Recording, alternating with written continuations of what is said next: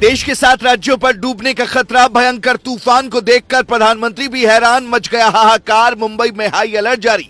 3 दिन से लगातार चल रही है दिल्ली में बड़ी बैठक, अधिकारियों के साथ साथ नहीं सो रहे हैं मोदी। गुजरात पर सबसे बड़ा संकट, तूफान बिपरजॉय ने लिया खतरनाक रूप। भारत पर अगले 24 घंटे बहुत भारी, 7,000 लोगों को अलग किया गया शिफ्ट। 24 घंटे महातबाही। पिछले 24 घंटे से प्रधानमंत्री नरेंद्र मोदी से लेकर गृह मंत्री अमित शाह तक लगातार आधी रात को भी बैठक पर बैठक किए जा रहे हैं।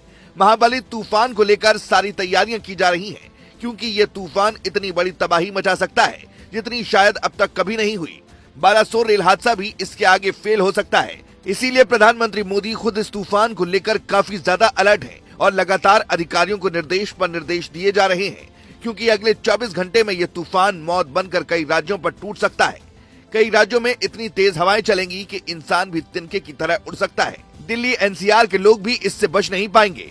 समुद्र तट दिल्ली से वैसे तो बहुत दूर है, लेकिन यहाँ भी हवाएं अभी से तेजी से चलनी शुरू हो गई हैं। लेकिन सिर्फ दिल्ली ही नहीं, बल्कि कई राज्य हैं जिन पर खतरा बहुत ज्यादा बढ़ा है। कौन से वो राज्य हैं, इस पर बात करेंगे, लेकिन पहले इस तूफान बिपरजॉय के बारे में जान लीजिए। ये एक चक्रवाती तूफान है जिसकी शुरुआत समुद्र से हुई। ये समंदर से सीधे अब भारत के कई राज्यों तक तेजी से बढ़ रहा है और अगले 24 घंटे में ये ऐसा कहर ढा सकता है जिसकी किसी ने सपने में भी उम्मीद नहीं की थी। मौसम विभाग के मुताबिक बिपरजॉय के कारण इतनी तेज हवाएं चल सकती हैं कि पेड़ गिर सकते हैं।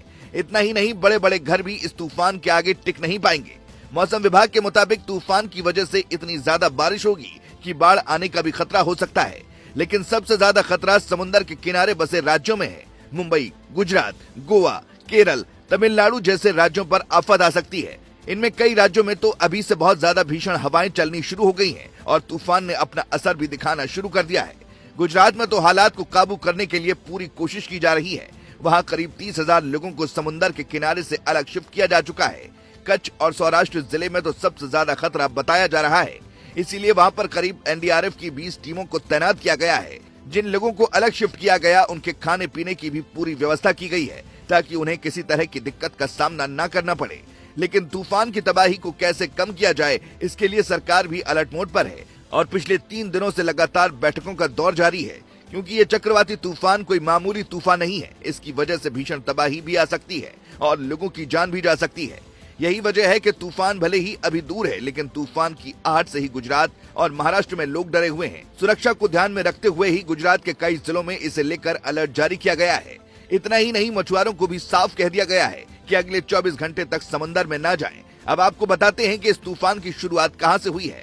तूफान अरब सागर से उठा है और धीरे धीरे तटीय इलाकों की तरफ बढ़ रहा है और 15 जून को इसके गुजरात और महाराष्ट्र के तटीय इलाके से टकराने की संभावना जताई जा रही है। जिस वक्त तूफान टकराएगा, 150 किलोमीटर प्रति घंटे की रफ्तार से तेज हवाएं चलेंगी और जबरदस्त बारिश होने की आशंका है। लेकिन अभी से ही गुजरात में तेज बारिश होना शुरू हो चुकी है। मौसम विभाग ने भी लोगों को समुद्र तट से दूर रहने की चेतावनी दी है। असल में चक्रवाती तूफान बेहद खतरनाक होते हैं और ऐसे तूफानों की वजह से भीषण तबाही आती है।